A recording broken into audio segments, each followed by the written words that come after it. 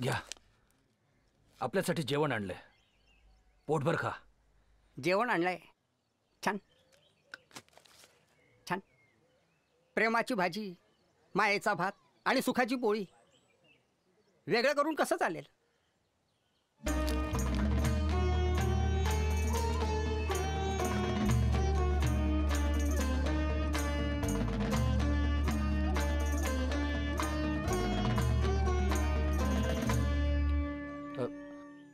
हे घ्या, पाणी घ्या.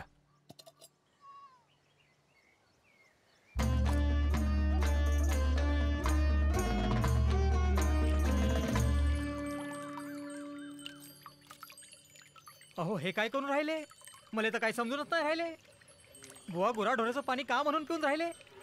ज्या ओढ्याचं गढूळ पाणी गाई म्हशी पितात तेच पाणी तुम्ही पितात. ज्या ओढ्याचं पाणी गाई म्हशी पितात त्या ओढ्याचं पाणी आपल्याला चालत नाही. आणि त्याच गाई म्हशीचं दूध कसं काय आपल्याला चालतं? स्वार्थासाठी निर्मळ आणि परमार्थासाठी गढूळ असा भेद का? अरे पाणी गढूळ नाही, आपलं मन गढूळ झालंय. मन बदला, मन बदला. गढूळपणा गळून पडेल, गढूळपणा गळून पडेल. महाराज